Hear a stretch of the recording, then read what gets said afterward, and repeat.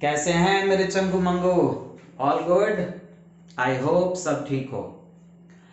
आज हम पढ़ने वाले हैं विज्ञान में कक्षा 9वीं का अध्याय 1 और उसका भाग 3। आई होप कि आपने पहला और दूसरा भाग जरूर देख लिया होगा। अगर आपने नहीं देखा है तो आप मेरे चैनल को सब्सक्राइब कीजिए। साइंस तिवारी, तिवारी में वाई लगाइएगा, लास्ट में TIWARY। हाँ, और सब्सक्राइब कीजिए और दोनों पार्ट पहले आप देख लीजिए, तभी आप थर्ड पार्ट को अच्छे तरीके से समझ पाएंगे। आज हम 7 बिंदुओं के बारे में समझेंगे।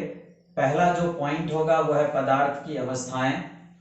उसके अंतर्गत हम पदार्थ की प्राकृतिक अवस्था, पदार्थ की मानव निर्मित अवस्था, ठोस, द्रव्य, गैस, प्लाज्मा, संपीड़न, पदार्थ की अवस्थाओं में विसरण, इन सभी के बारे में पढ़ने वाले हैं।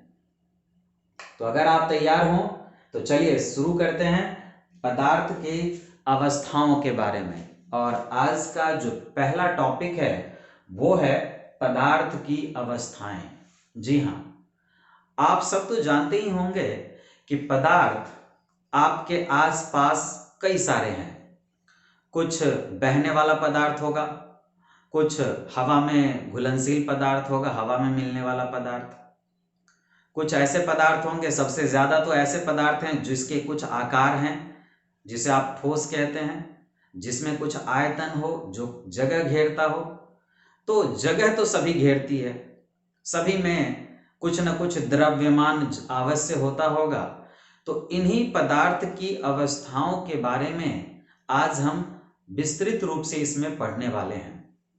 और पहला जो पॉइंट आपका है वो है पदार्थ की अवस्थाएं। पदार्थ को अवस्थाओं के आधार पर 2 प्रकार से बांटा जा सकता है। पहला, ध्यान से सुनिएगा, जी हां, पहला पदार्थ की प्राकृतिक अवस्था, कि पदार्थ प्रकृति ने हमें किस किस अवस्था में दिया है। पदार्थ की प्राकृतिक अवस्था हम उसे कहेंगे कि पदार्थ को नेचुरली, प्राकृतिक रूप से हमें जिस अवस्था में मिला है उस अवस्था को हम पदार्थ की प्राकृतिक अवस्था कहेंगे। दूसरा है पदार्थ की मानव निर्मित अवस्था। हमने साइंस में कुछ डेवलपमेंट्स अभी तक किए हैं और हमने क्या किया है कि कुछ नए नए पदार्थ भी बनाए और पदार्थ की अवस्थाओं को भी जन्म हमने दिया है। उसके बारे में भी हम डिटेल से इसमें पढ़ने वाले हैं। तो पहला जो आज का पॉइंट है वो है पदार्थ की अवस्था। और पदार्थ की अवस्थाएं 2 तरीके से आप बांट सकते हैं। पदार्थ की 2 अवस्थाएं हैं, प्राकृतिक अवस्था और मानव निर्मित अवस्था। पहला, पदार्थ की प्राकृतिक अवस्थाएं। पदार्थ की 4 प्राकृतिक अवस्थाएं हैं। कितनी? 4। आपने अभी तक पढ़ा होगा 3 अवस्थाएं, ठोस, द्रव्य, गैस। लेकिन आप ही के एक्सरसाइज में, आप ही के अध्याय के सबसे लास्ट में येलो सेक्शन में एक येलो बॉक्स बनाया गया है पीला कलर का, उसमें 2 अवस्था के बारे में बताया गया है। वो है प्लाज्मा और एक और स्टेट ऑफ मैटर अवस्था दूसरी है बोस-आइंस्टाइन कंडेंस्ड। उन दोनों को भी हमने इन्हीं अवस्थाओं में डाला है। तो पदार्थ की जो प्राकृतिक अवस्थाएं हैं वो 4 अवस्थाएं हैं। जी हां, 4। कौन कौन? ठोस, मेरे साथ बोलिए, ठोस, द्रव्य, गैस, प्लाज्मा। ठोस, द्रव्य, गैस, प्लाज्मा, ये 4 अवस्थाएं हमें प्रकृति ने दिया है। इसीलिए इन चारों अवस्थाओं को हम पदार्थ की प्राकृतिक अवस्था के नाम से जानते हैं। ठोस, द्रव्य, गैस और प्लाज्मा। पदार्थ की मानव निर्मित अवस्थाएं कौन सी है? तो पदार्थ की मानव निर्मित अवस्था का नाम है बोस-आइंस्टाइन कंडेंस्ड।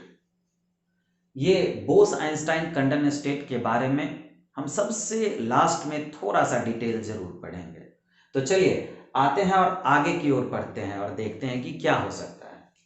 पदार्थ के कणों का रिक्तता। ये पदार्थ के कणों के बीच में रिक्त स्थान होता है, ये हमने पिछली वाली जो क्लास थी उसकी वीडियोस में देखा कि एक गिलास आप बालू ले लेते हैं, रेता ले लेते हैं, सेंड ले लेते हैं, तब भी उसमें कुछ ना कुछ जगह बच जाता है। तो आप पानी डाल करके देखते हैं कि ओ भाई इसमें तो जगह है, तभी तो पानी भी जा रहा है।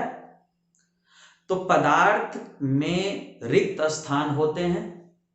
तो पदार्थ के कणों का जो रिक्तता है, जो वैकेंसी है, इंग्लिश में इसे हम क्या कहेंगे? वैकेंसी। VACANCY, vacancy.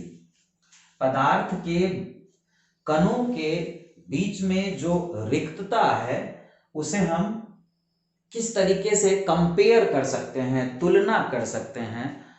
चलिए एक डायग्राम बना करके हम देखते हैं। मान लेते हैं कि ये जितने डॉट डॉट डॉट डॉट हैं, बिंदु बिंदु हैं, वो पदार्थ के कण हैं। तो जो ठोस होगा, ठोस में जो अरेंजमेंट होंगे, जो संरचना होंगी, वो क्या होगा? काफी नजदीक नजदीक होगा। ठोस में क्या होगा? नजदीक। देखिए जरा कितना घना इसमें है, सघन है ये। लेकिन द्रव्य में ठोस की तुलना में जो पदार्थ के कण हैं उनमें ज्यादा रिक्तता है। ठोस में कम रिक्तता है, लेकिन द्रव्य के जो कण हैं उनमें रिक्तता थोड़ा ज्यादा है ठोस की अपेक्षा। और गैस में जब हम देखेंगे तो देखते हैं कि इन तीनों की तुलना में, इन दोनों की तुलना में गैस में सबसे ज्यादा रिक्त स्थान है। तो हमने देखा कि पदार्थ के कणों की जो रिक्तता है, जो वैकेंसी है, वो सबसे ज्यादा गैस में है, उससे कम द्रव्य में है और सबसे कम ठोस में है। तो अगर ये क्वेश्चन आ जाए कि एक बात बताइए, क्वेश्चन मैं पूछ रहा हूं कि हम पानी में आसानी से तैर सकते हैं, किसी भी द्रव्य को हम काट सकते हैं अपने हाथों से, क्यों? क्योंकि उनमें इतना ज्यादा रिक्त स्थान होता है कि उनके जो अणु हैं वो टूट जाएं जल्द से जल्द, तो हम आसानी से चल सकते हैं। दूसरी बात, हमारे चारों ओर जो वातावरण में गैस भरा हुआ है, हवा भरा हुआ है, उसमें तो और ज्यादा रिक्तता है, उसमें और भी ज्यादा कणों के बीच में रिक्तता है, इसीलिए और आसानी से हम अपना हाथ पांव हिला सकते हैं। पानी के कंपेयर में, पानी के तुलना में हम आसानी से हवा में रह सकते हैं।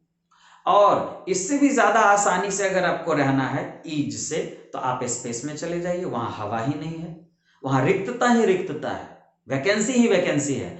आपको हाथ हिलाने की जरूरत भी नहीं है, आप उड़ना शुरू करेंगे, टुई, है ना? ओके, लास्ट में है प्लाज्मा। प्लाज्मा आखिर है क्या, इसके बारे में हम अभी अच्छे से पढ़ने जा रहे हैं। गैस की एक ऐसी अवस्था, जी हाँ, प्लाज्मा एक गैस का स्टेट मान सकते हैं आप।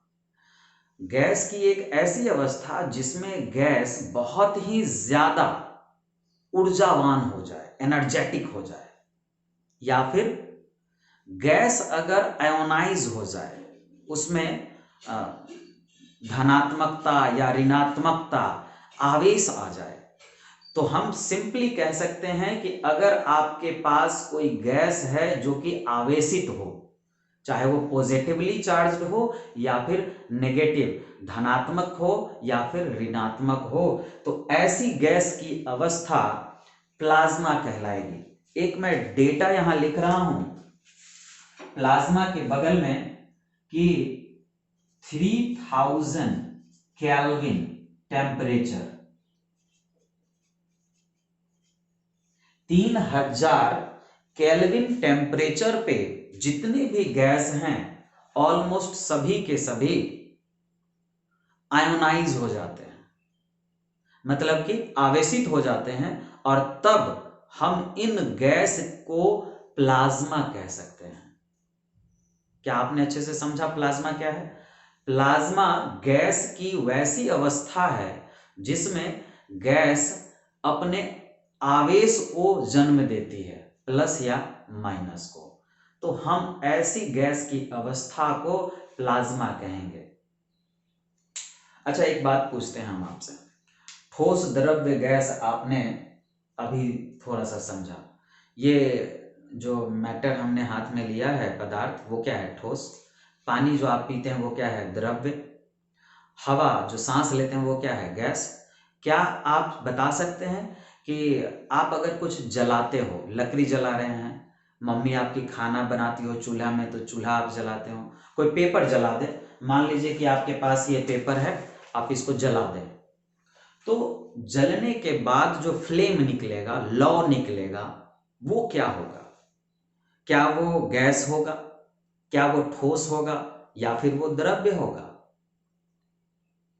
मैं ये समझाना चाह रहा हूं कि प्लाज्मा किस अवस्था में आप समझते हैं। ये जो लौ है, ये जो जलती हुई चीज है, जो चिंगारी जो जलती है, फ्लेम जो होता है, आग जिसको आप कहते हैं, इसको आप प्लाज्मा के तरह से समझ सकते हैं। वास्तव में वो प्लाज्मा नहीं है, लेकिन प्लाज्मा की तरह से समझ सकते हैं कि वो प्लाज्मिक स्टेट हो सकता है। मैग्नीशियम एक ऐसा मेटल है जिसको हम जलाते हैं तो उससे जो फ्लेम निकलती है, उससे जो वो आग जो निकलती है, वो पूरा आग आवेशित होता है, आयोनाइज हो जाता है, चार्ज्ड रहता है, प्लस या माइनस। उस फ्लेम को आप प्लाज्मा कह सकते हैं, गारंटेड। लेकिन आप ये पूछे कि सर कैंडल जलाते हैं तो कैंडल का जो लौ है, दीपक जलाते हैं, दीपक का जो लौ है, या लकड़ी जलाते हैं, लकड़ी से जो आग निकलती है, क्या वो प्लाज्मा है? नहीं, वो प्लाज्मा नहीं है, वो गैसियस स्टेट है, वो गैसीय अवस्था है। लेकिन अगर लकड़ी की जगह पे मैग्नीशियम को जलाया जाए तो मैग्नीशियम से जो लौ, जो आग निकलेगी, वो रियली में, वो वास्तव में प्लाज्मा होगा। क्यों? क्योंकि उसकी जो आग है वो चार्ज्ड होती है, आवेशित होती है। लेकिन लकड़ी को जलाने के बाद, कैंडल को जलाने के बाद, दीप को जलाने के बाद, लालटेन को जलाने के बाद, कोई भी चीज जो आप जलाते हैं, उससे जो लौ निकलती है, उससे जो आग निकलती है, उसमें आवेश नहीं होता है, और वो 3000 केल्विन डिग्री टेम्परेचर भी नहीं होता है। तो या तो दो कंडीशन हो, या तो किसी भी गैस का तापमान 3000 केल्विन टेम्परेचर हो जाए तापमान, या फिर वो आवेशित हो। दो कंडीशन में प्लाज्मिक स्टेट हो सकते हैं। प्लाज्मा दो कंडीशन में बन सकते हैं। पहला तो कंडीशन है या तो 30,000 केल्विन तापमान हो जाए, या फिर दूसरा है कि वो चार्ज हो जाए। अच्छा, एक चीज और, चार्ज केवल पॉजिटिव ही नहीं होगा, हो सकता है कि ये चार्ज नेगेटिव भी हो, केवल इलेक्ट्रॉन्स हो इसमें, माइनस वाले। Got it? तो मैं आशा करता हूं कि आप प्लाज्मा को अच्छे से समझ रहे होंगे। फिर से मैं रिपीट करता हूं, अगर आप एक मोमबत्ती लें और जलाएं तो उसकी जो लौ है वो गैसियस स्टेट है, प्लाज्मा नहीं है। लेकिन मोमबत्ती की जगह पे अगर आप मैग्नीशियम को जलाते हैं तो उससे जो लौ निकलती है, आग निकलती है, वो प्लाज्मा होगा। दोनों में अंतर क्या है? मोमबत्ती से जलने वाली, कैंडल से जलने वाली जो आग है वो आवेशित नहीं है, चार्ज नहीं है। लेकिन मैग्नीशियम से जलने वाली जो आग है वो चार्ज्ड है, वो आवेशित है। इसीलिए उसकी जो फ्लेम होगी मैग्नीशियम भाई साहब की, वो प्लाज्मा होगा। लेकिन मेरे कैंडल भाई साहब का जो आग है, मेरे लकड़ी से जो जलने वाली आग होती है, वो प्लाज्मा नहीं, वो गैसीय अवस्था है। चलिए आगे चलते हैं, लंबा वीडियो हो जाएगा ऐसे में। ठोस, आप जानते हैं कि ठोस आखिर होता क्या है? ठोस में निश्चित आयतन और आकार होता है। आप बचपन से पढ़ते आ रहे हैं इस बारे में, तो हम उस पे ज्यादा डिटेल ना दे करके वैसे पॉइंट को डिटेल में पढ़ते हैं जो आपको वास्तव में समझना है। अच्छा, कुछ एग्जाम्पल मैंने लिखा है, चलिए ठोस के बारे में समझते हैं। पेंसिल, रबर, धूल, ईंट, स्पंज। पेंसिल तो समझ में आ गया कि ठोस है, ईंट समझ में आ गया कि भैया ठोस है, ये पेंसिल समझ में आ गया आपको, हाँ भाई ये तो ठोस सर बता रहे हैं। ईंट, हाँ हाँ ये भी ठोस है। धूल, आप सब मोटरसाइकिल चलाते हैं? ए चंगू मंगू तुम्ही से पूछ रहा हूं, मोटरसाइकिल चलाते हैं बुम बुम करके? हाँ चलाते ही होंगे। मोटरसाइकिल के साइलेंसर के अंदर अगर आप एक लंबा सा लकड़ी घुसा दें तो लकड़ी से जब आप थोड़ा खुरच के निकालेंगे तो लगेगा कि काला काला पाउडर आ गया। इसी तरीके से अगर आप कैंडल को जलाएं, मोमबत्ती को, दिया को, और ऊपर में कुछ सामान लगा दें, कागज वागज लगा दें, तो आप देखेंगे कि काला काला धूल इसमें जम गया। कुछ तो गांव घर में काजल भी इसी तरीके से बनाते हैं। तो अब मैं आपसे पूछने वाला हूं कि बताइए कि जो मोटरसाइकिल या कार के पीछे से जो धुआं निकलता है और वो जो काला काला धूल उसमें जमा हुआ है, वो गैस है या सॉलिड है या लिक्विड है? क्या वो ठोस है? क्या वो द्रव्य है? क्या वो गैस है? तो साइलेंसर से जो धुआं निकलता है उसमें बहुत सारे ऐसे कण हैं जो ठोस हैं। हाँ आप सही सुन रहे हैं।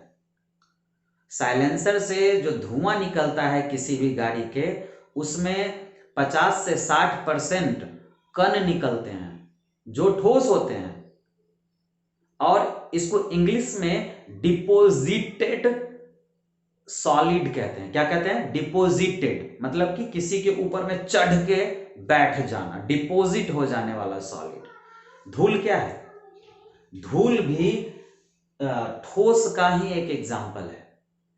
क्या हो अगर आप ईंट को थूर थूर के एकदम पीस के एकदम डस्ट बना दे तो धूल हो गया ना। चीनी क्या है? नमक क्या है? ये सब ठोस है।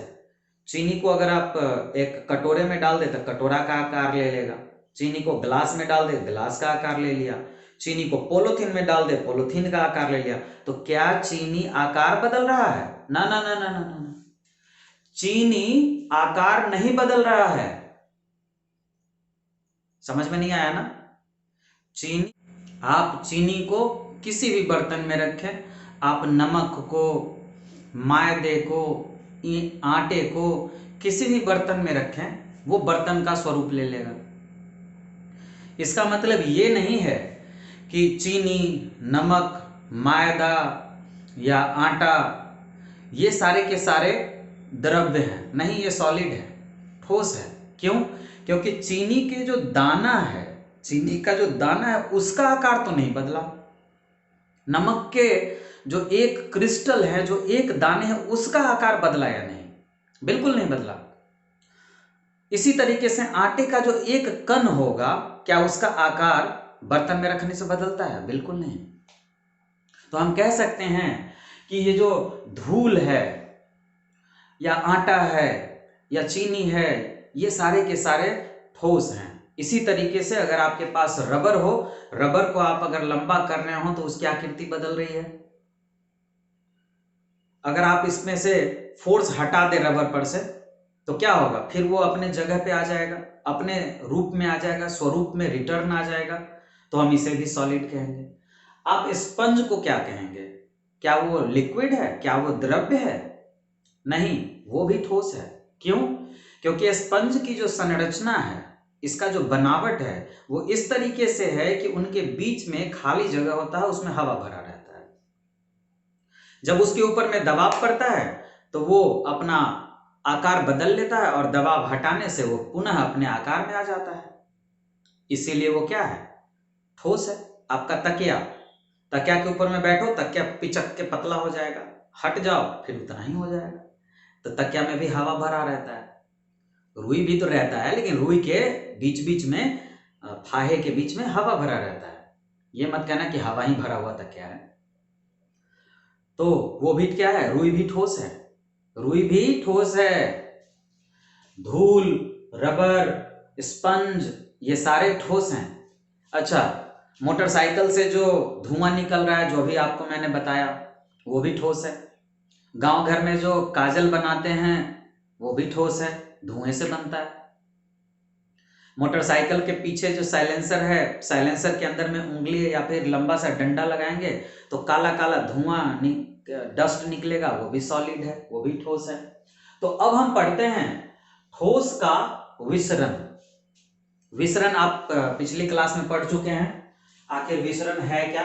विसरण का अर्थ होता है कि दो पदार्थों का अपने आप स्वतः समावेशन विसरण कहलाता है। तो क्या ठोस में विसरण होगा? ना ना ना ना ना, आप समझे नहीं ठीक से मैं क्या बोला। ठोस में ठोस का विसरण, क्या ठोस में समावेशित हो सकता है? क्या अंदर समा सकता है उसके कण? बिल्कुल, एक ऐसा एग्जाम्पल मेरे पास है कि आप समझ सकते हैं।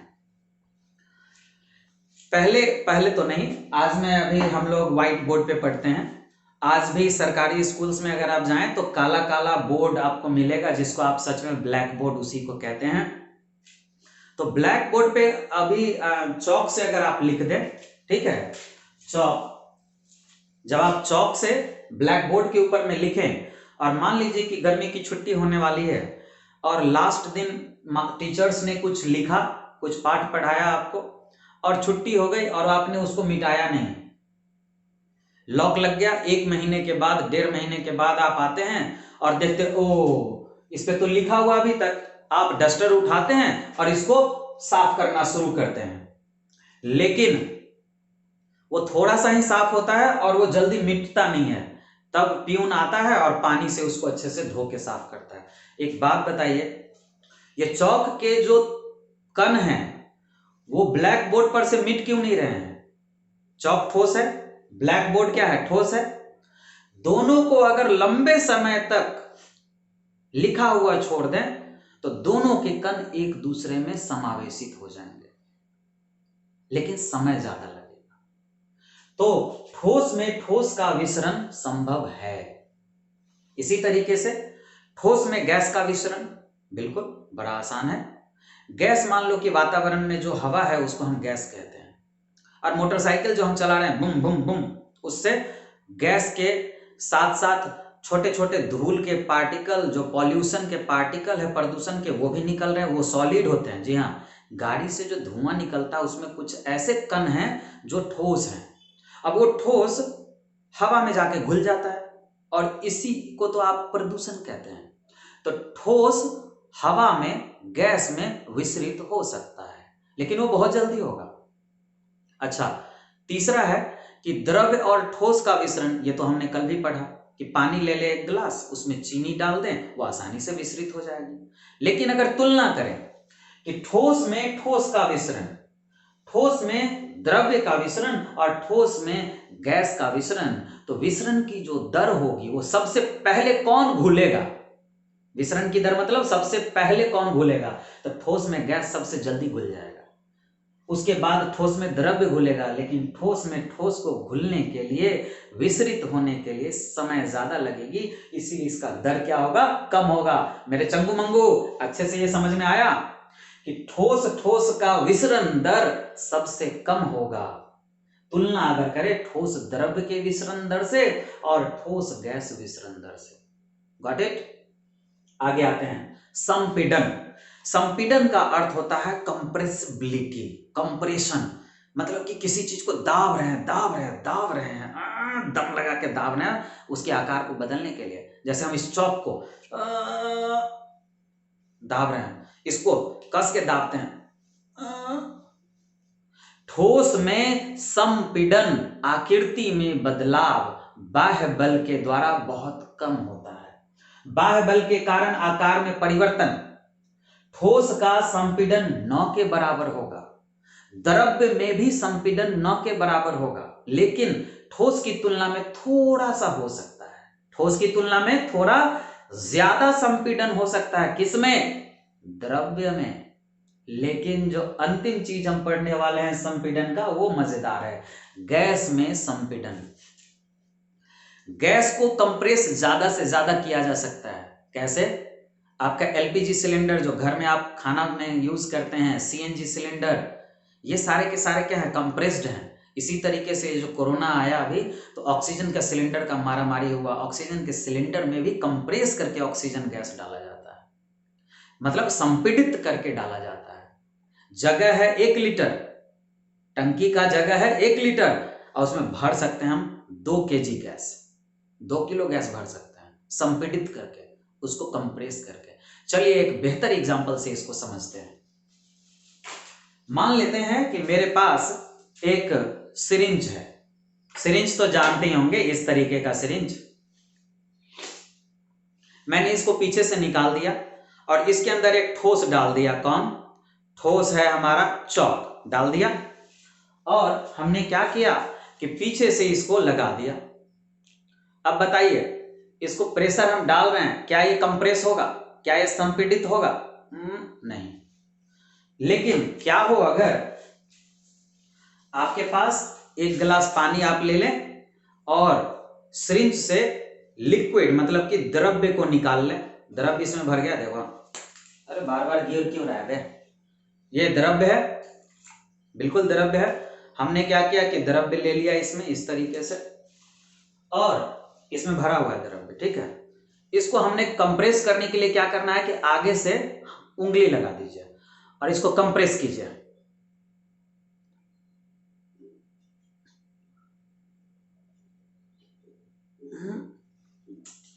Nothing going to be happen, कुछ नहीं हो रहा है।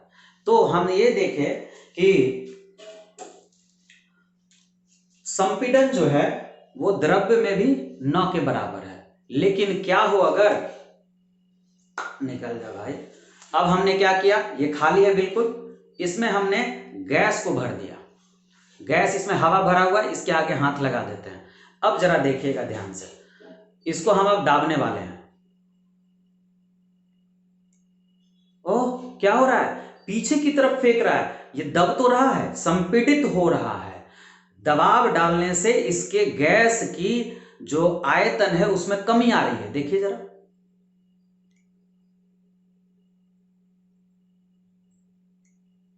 क्या अच्छे से समझ में आया आपको? आप घर पे जाइए, खुद से करके देखिए, आपको ज्यादा अच्छे से समझ में आएगा। कैसे, जरा देखिए। अभी ये यहां पे है, जरा देखिए, मतलब कि ये दबता है और फिर से अपनी जगह पे आता है। तो सबसे ज्यादा जो संपीड़न होगा वो किन में होगा? गैस में सबसे ज्यादा संपीड़न होगा।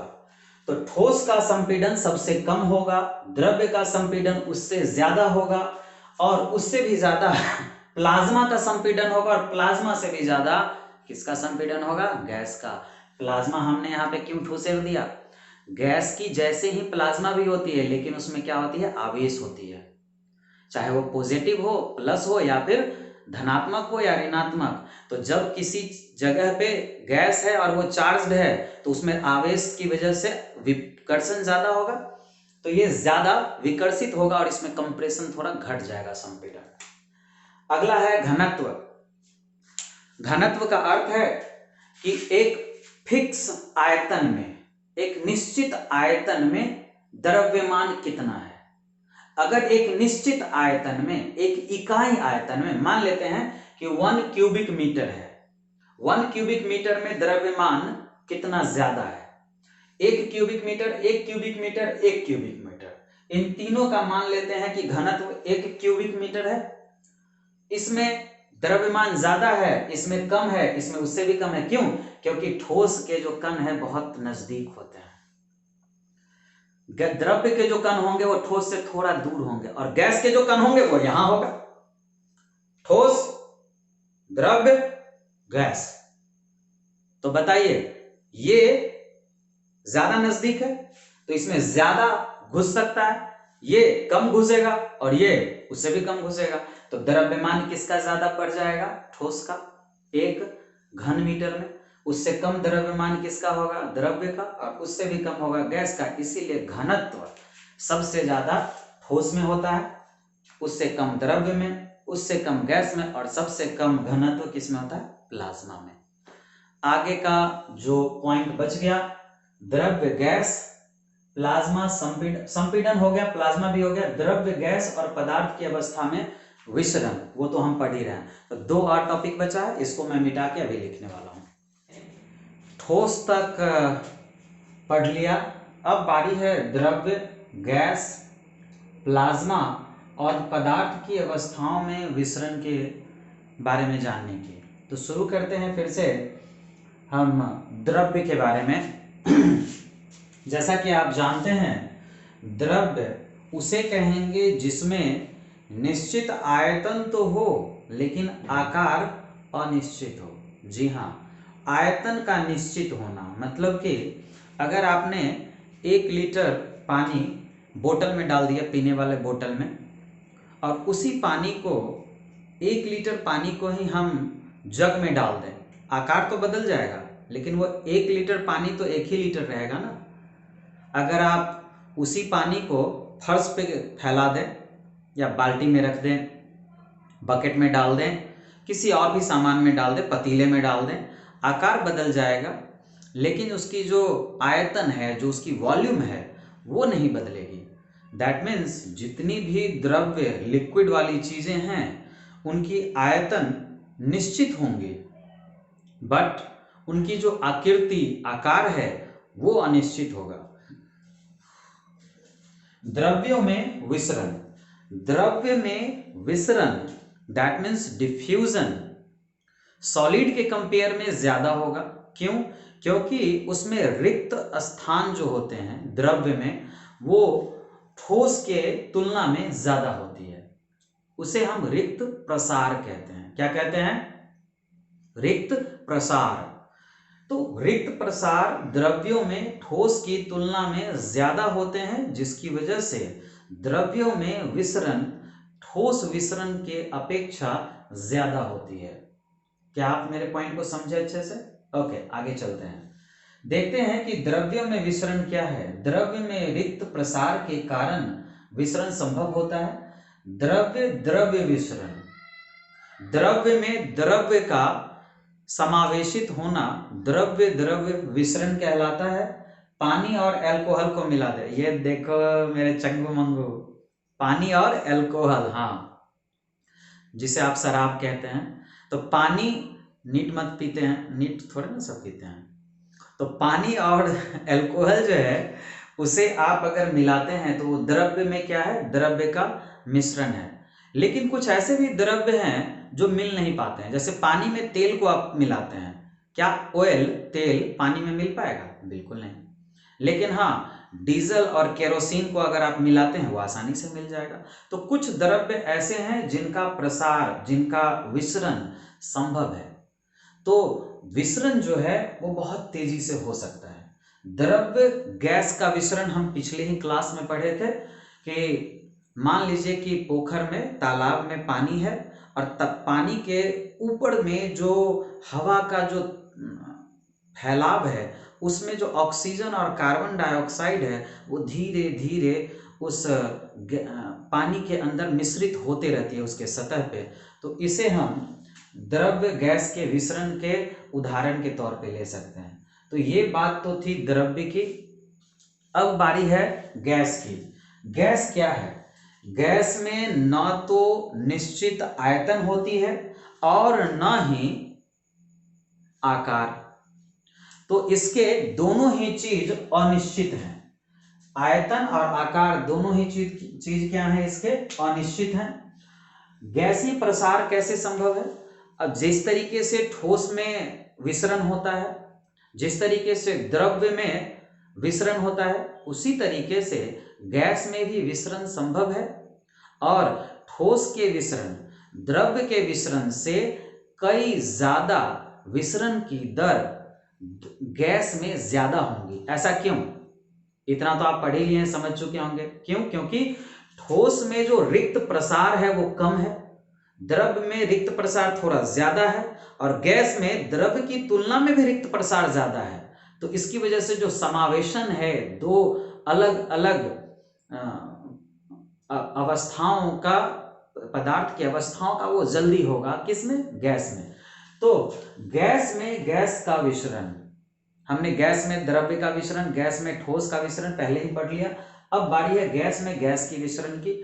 मान लीजिए कि गर्म खाना आप खा रहे हैं तो गर्म खाना से जो गैस निकला, जो सुगंध निकला या गंध निकला, उसका प्रसार आपके वातावरण में जल्दी हो जाता है। इसी तरीके से अगर आप अगरबत्ती जलाते हैं तो पूरा जो घर है वो गंध से भर जाता है, मतलब वो उसका विसरण होना शुरू हो गया। तो गैसों का विसरण, गैस में गैस का विसरण सबसे ज्यादा होता है। विसरण की दर की अगर हम तुलना करें तो ये बहुत इंपॉर्टेंट है आपके लिए। ठोस का विसरण दर, ठोस द्रव्य विसरण दर। अब ये मैं इंक्रीजिंग ऑर्डर में, बढ़ते क्रम में मैंने लिखा है कि विसरण की दर सबसे ज्यादा किस में होगी? सबसे कम ठोस में होगा। ठोस द्रव्य का विसरण दर, ठोस गैस में, द्रव्य में, और द्रव्य गैस में, और गैस में। गैस का विसरण दर सबसे हाई होगा। अगला है गैसीय दबाव। गैसीय दबाव है क्या? बड़ा यूनिक सा चीज है। आप जानते हैं कि हर एक पदार्थ में एक गुण होता है जो निरंतर उसके जो कण होते हैं वो चलते रहते हैं गतिज ऊर्जा के कारण। और गैस में गतिज ऊर्जा के कारण गैस के जो कण होते हैं अपने पड़ोस वाले गैस के कण को, मान लीजिए कि ये एक कण है और ये कण है, इसमें गतिज ऊर्जा इतनी ज्यादा होती है कि ऐसे ऐसे वाइब्रेट करता है और ये बगल पड़ोस वाले को मारता है धक्का कस के। तो दोनों वाइब्रेट करते रहते हैं और ऐसे ऐसे मारते रहते हैं, जिसकी वजह से एक दबाव उत्पन्न होता है पूरे माहौल में। और जिस कंटेनर में, जिस बर्तन में हम इस गैस को रखते हैं, वो कंटेनर का जो अंदर वाला सतह होता है बर्तन के सतह, वो बर्तन के ऊपर भी धक्का मारते रहता है और ये पूरा मिलकर के एक दबाव को उत्पन्न करते हैं जिसे हम गैसीय दबाव कहते हैं। ये आपका खत्म हो गया ठोस, द्रव्य और गैस। आप, आई होप कि आपने अच्छे से सीखा। लास्ट है प्लाज्मा। प्लाज्मा को आप किस तरीके से परिभाषित करेंगे? अत्यधिक गर्म गैस, बहुत ज्यादा। कितना गर्म? लगभग कितना गर्म? 3000 केल्विन टेम्परेचर। 3000 केल्विन टेम्परेचर जब मिलेगी किसी गैस को, उस समय की बात है। अत्यधिक गर्म गैस ज्यादा गतिज ऊर्जा पाकर, गतिज ऊर्जा बहुत तेज हो जाएगी, अपने इलेक्ट्रॉन को उनके परमाणुओं से दूर फेंकना चाहती है, कई तो फेंक देती है। तो जब फेंकना चाहे या फिर फेंक दे, किसको? अपने परमाणु के इलेक्ट्रॉन्स को, तब वो क्या हो जाएंगी? आवेशित हो जाएंगे, या फिर पार्शियली, आंशिक रूप से वो आवेशित हो जाएंगी। और उस समय जो गैस का जो अवस्था होगा, उस अवस्था को हम प्लाज्मा कहते हैं। पहले भी आप प्लाज्मा का उदाहरण देख चुके हैं कि मैग्नीशियम को अगर हम जलाएंगे तो उससे जो दीप निकलेगी, उससे जो ज्वाला निकलेगी, वो प्लाज्मा होगा ही होगा। तो आज का क्लास में इतना ही। नेक्स्ट क्लास के